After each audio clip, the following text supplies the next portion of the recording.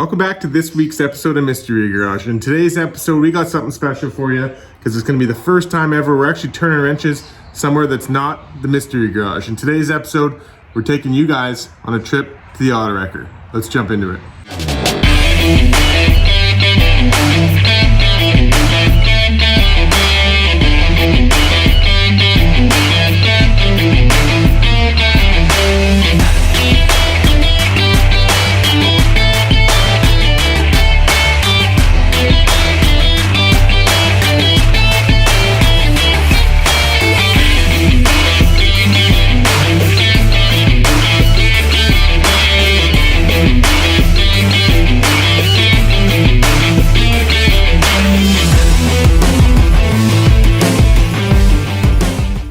Welcome back to this week's episode. You guys heard it right in the intro. We are heading to the auto wrecker for the very first time on this channel. I've obviously been to the auto wrecker 100 times in my life. However, this time is the first time I've ever taken you guys along with me for the ride. Now, in my particular area, a lot of auto wreckers, especially the U-Pick stuff, has fallen to the wayside. Property value in our area has gotten so expensive that a lot of auto wreckers have turned in their property titles in exchange for a payout that has closed down the business. So unfortunately, it is a little bit harder to find access to U-Pull type sites, but there is one that's about an hour from here, so we're gonna head over there.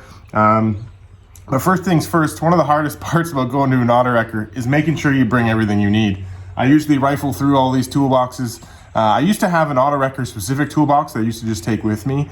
But over the years, as I kind of stopped going and buying more parts cars, I kind of broke up that toolbox amongst many other toolboxes. So it is a key ingredient to bring all the tools you need when you get there. So it's a little bit nerve-wracking going through your toolbox and making sure you're grabbing everything you need, because it could be that one thing you didn't bring. I didn't bring this screwdriver or that screwdriver will prevent you from pulling a part that you may really want. And that makes things a little challenging. So I definitely go through the toolbox and grab everything you need, from wrenches to sockets to screwdrivers to everything. And then you threw it in a little green tote we have right here. And that particular tote, I'm just gonna take with me. We're gonna walk there, cruise the yard, grab a cart. I actually went there earlier this week. I was there for work in the area. So I took 5 minutes, I pulled over. I just did a quick walkthrough of the yard just to see what was there. Because it is one of the only U-Pull parts yards in our particular area, or at least out in the valley, what we call it. It's one of the very few. I had to kind of go through to see what they had. I was interested to see what's new, what's not. A lot of it's been picked through, but there are some parts that I really wanted to grab that while they're sitting there, I want to get them before somebody else does. So let's go on an adventure. Here we go.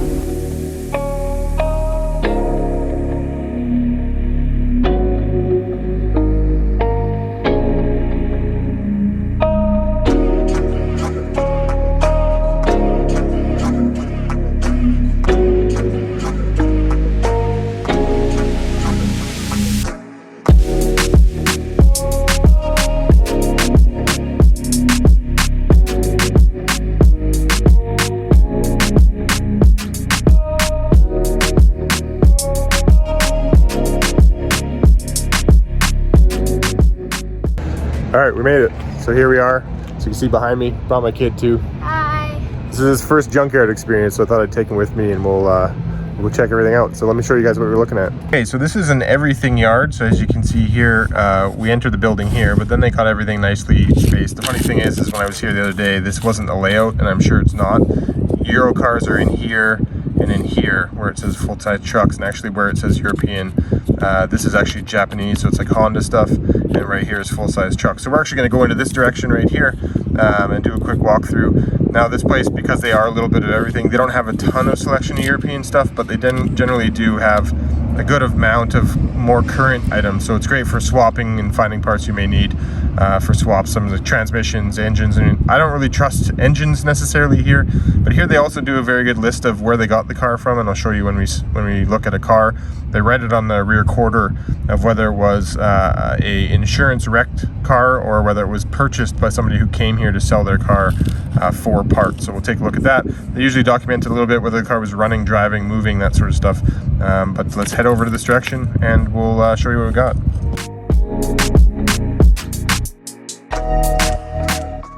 All right, here we are. So in the European section, there is a variation of European cars, but mostly it is all Volkswagens. But we got, you know, Mark IVs, got a, this is 07K. So down the road, definitely a swap I want to do. Obviously I wouldn't purchase an engine necessarily from a junkyard unless I was going to fully rebuild it, but 07K swap is definitely something I want to do in a future car, but we got to get our other swaps done first. Passat. Lots of Beetles, lots of 2-liter Beetles here, but it's perfect engine, or perfect combination to pull the O2J trans from.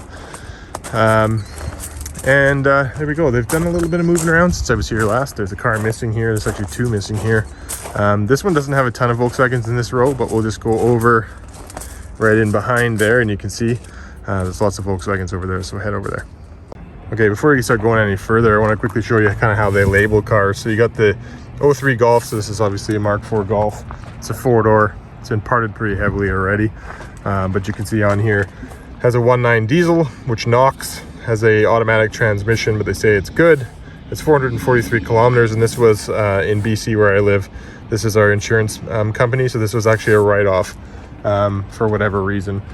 And it looks like it was front crash damage, but most of this car has been picked through, but that's kind of how they label it. They also sticker some of the cars, but some of the cars may have the sticker removed based on where they placed it, but they generally do a lot of this on the rear quarter, so you don't have an issue of that part being taken away.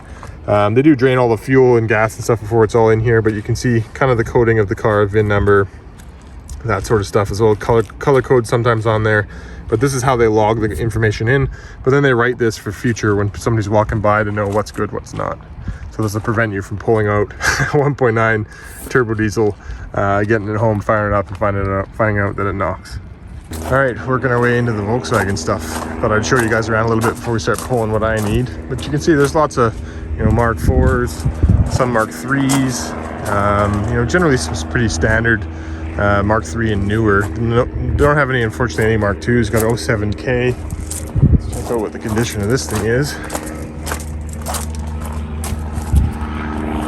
157,000 kilometers. That's pretty good. So they bought this privately, so this wasn't an ICBC wreck. And automatic transmission. So this could be a good swap donor.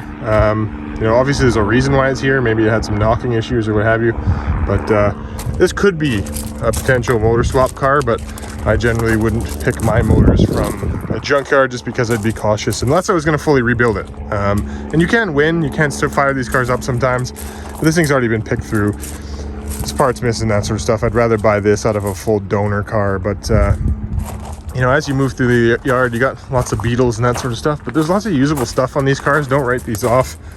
You know, you got the aluminum rear disc brakes. Actually, I think both of these cars have them. Yeah, this one does too. Lots of stuff available on these cars. This one, another private sale, higher K for a 2-liter. What does it say? Bad timing belt. Well, these motors aren't interferent, so that shouldn't be too much of an issue. But what do you got here? You know, most of the interior is still in it. Automatic. Yeah, most of the engine's still here too. Lots of usable stuff still available, but you know, lots of cars around here too. They do have the European stuff mixed in with some Japanese. I don't know why, but lots of Mark IVs, a little bit of Mark IIIs. Unfortunately, no Mark IIs. But part of the reason we came here was there's 2 Mark Is, and you may think this thing is thrashed, but again, I see lots of usable stuff in this car, so let's start talking about it. Okay, so story behind this car. This car came here quite a while ago, and it got posted on our forum locally, and within a day or two, this car was pillaged. People had taken a lot of parts off of it, and I was busy at the time, so I actually couldn't come out here to see what it had. So I just was curious, like I said the other day, drove by here and decided I would pull in and see what's left. Funny thing is as much metal that's moved, and even my son said, Dad, there's nothing left on this thing. There isn't if you just walk by it. I mean, obviously tons of sheet metal is missing, that sort of stuff. However, that is a perfectly good door, and I actually need a door for my white VR, as well as, hopefully they're still here, I haven't looked. Look at that. Full taillights. These never last very long, so I'm going to go ahead and snag these. The lenses are cracked here, but the reverse lenses are perfectly fine. Actually, that one's got a little bit of a crack, and that's okay. A lot of people are dying for these. I actually would like to have a backup setup. That set side's mint, so we're going to go ahead and pull those off.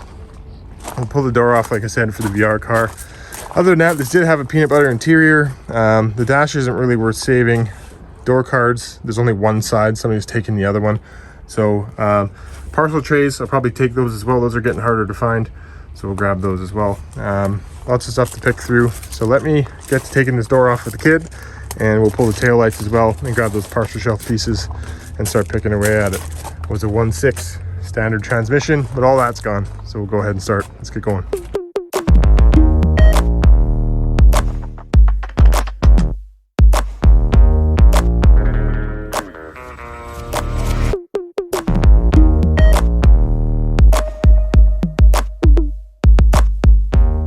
There we are, nice. Now this car has been resprayed. There's tons of areas you can tell there's been some respray, but this door is in pretty immaculate shape, which is an awesome find. You don't find these too often anymore, so I had to steal this door. Even though it's been resprayed, I checked underneath to see if there's any rust at all. There's nothing, no bodywork, no nothing. So this is actually a really good find. Somebody's already pulled off all the bits too, so I'm not going to be paying for a bunch of stuff I don't need. Glass is removed, that sort of thing. So I'm just going to take this door as is. Pretty stoked on this. This is gonna be the new door for the Mk1 VR6. Funny enough, they painted over the mechanism. I don't know, whatever. We'll pull all that stuff off and we'll clean up the door and prep it for going on the VR6 at some other time. So let's go ahead and continue to grab some more bits from the car.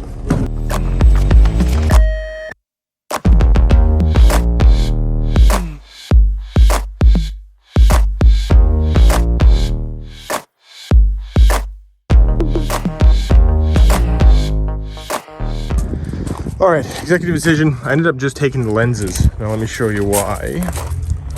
You can see over on these taillights, after looking at them and starting to take them off, I realized they're a little bit rougher shape than they first initially look. So you can see it's cracked here, and actually split across the top. There's a break over on the side on this one. This side they're cracked up. And on the back side of, let me see if I can show you. Taking this one off, I noticed that somebody had gone, previous owner obviously, and siliconed a bunch of cracks in there. So I would have to pay full pop if I took this up front, so I'm not going to bother taking the whole thing. I just took the lenses that we'll need, or that I could use. One of them, like I said, was cracked, but I think it can be slightly fixed to be used. Otherwise, for some people who rock no covers, even a cover that's cracked is better than no cover. So I'm going to go ahead and take these partial shelves next, because these are cool to have. Not always easy to find, not broken, or especially with in the 90s, people used to really hack these up to put speakers in them. So a set of nice ones with the speaker grills in place is a nice thing. Other than that, this car is pretty much fairly stripped. You know, unfortunately, when people take cars apart, they kind of hack everything they don't need, which is unfortunate because a lot of this car could have been reused if it wasn't so broken up.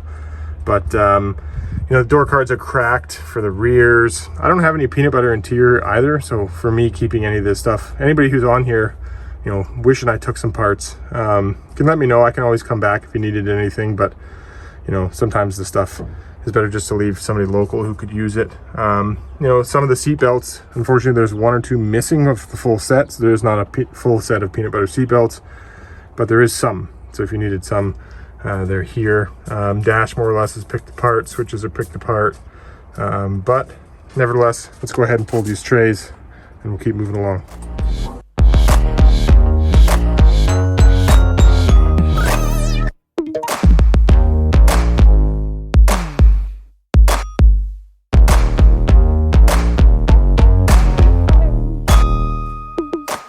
All right, parcel shelves. I just pulled the speakers off because I didn't really need them.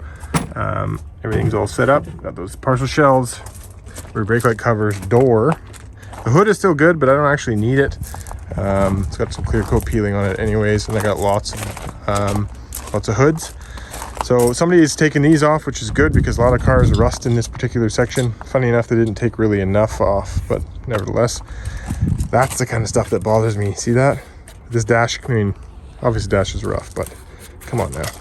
Maybe somebody could have recovered it or something.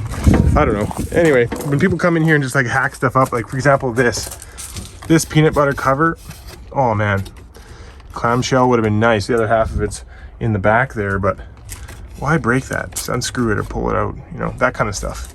You know, wiring, you know, obviously this Mk1 wiring is pretty hard to save, but still, come on. Anyway, that's about it. I've kind of perused everything on this car. Nothing more that I really need. There is plenty of metal on this car. This car's actually pretty clean. I don't know why it was actually brought here, unless it was a front end hit or whatever. There is some rust in behind these covers because when they repainted it, they didn't take them off to like deal with this. But that's standard stuff.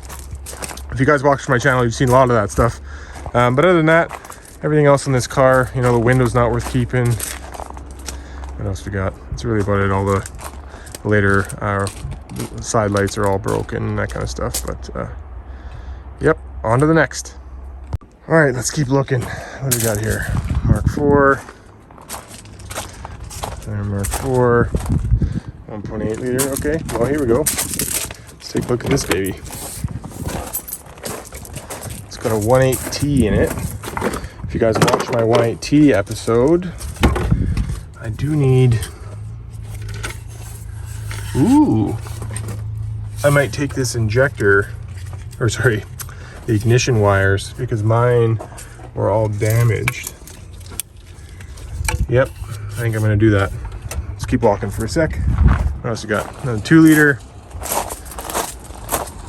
This is probably a 2 liter is my guess, but let's take a look and see. Oh no, 1.8T. Nice, even that injector, or I keep saying injector, even that ignition wiring is in good shape. This motor's been picked through.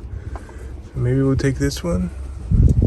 I don't know. Looks like the you see some goop down on the flange for the. You can see that just in the corner there. I wonder if that's a newer turbo on this, possibly. That would probably be OEM, probably eBay. What else we got? Saab. Jaguar. Is that a V12? Wouldn't that be sweet? It is. It is a Jaguar V12. God, these things are ugly. Cool motors, though. All right, let's keep going. The only other Mark 1 is this, and it's been pretty picked apart as well. Core supported, though, somebody could use this. Come hack this off and do a round headlight swap if they really wanted to. I may take the headlight buckets because those aren't as easy to come across.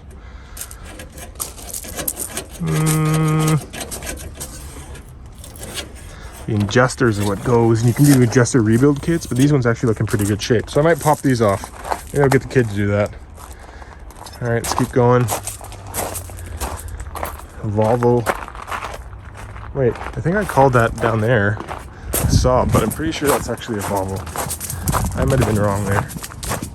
I don't want to be corrected in the comment section. Yeah, this is a Volvo. Sorry guys, no Saab, Volvo. Whoa, look at this. Oh boy, that's awesome.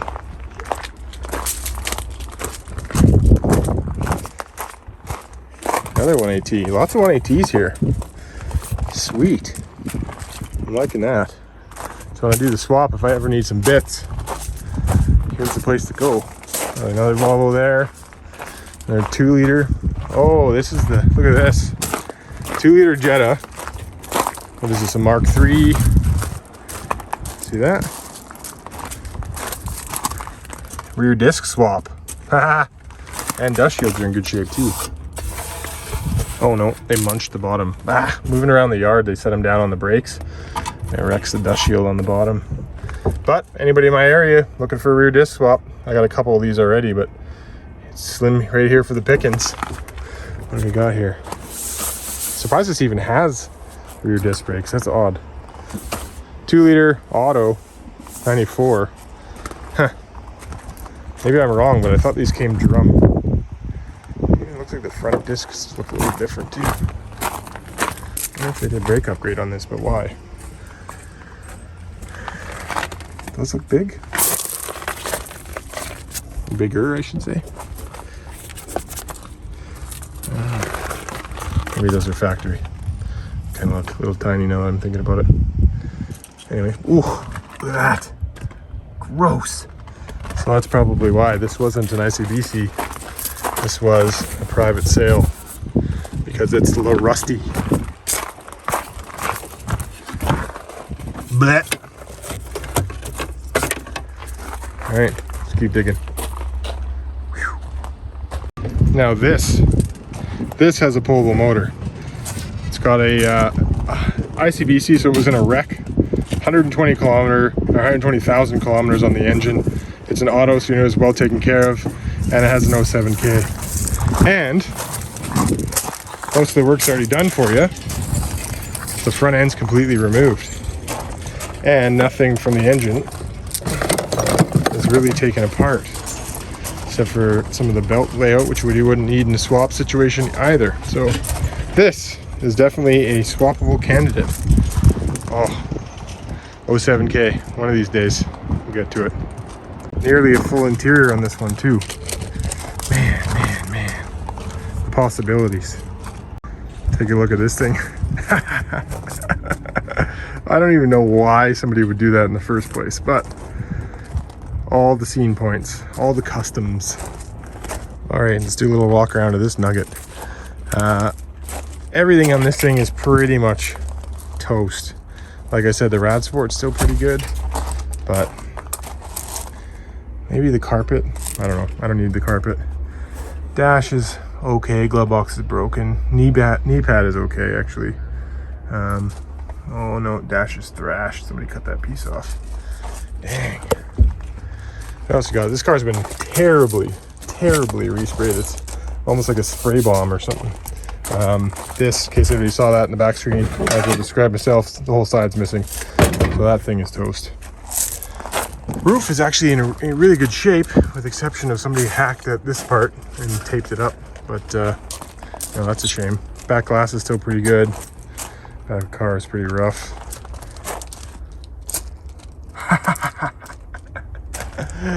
Oh man. Anyway, so not much to take on this car. That's unfortunate. So we're gonna take these headlight buckets, I think, just to have. Why not? So I'm gonna go ahead and let the kid do that while I go ahead and pull one of these spark harnesses. All right, let's do it.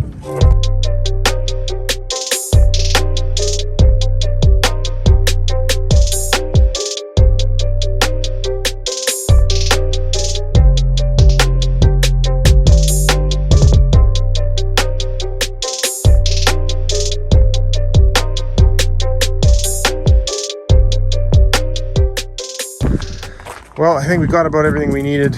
I pulled off the ignition harness off of this 1.8T. As you saw, my son pulled off the headlights of this one.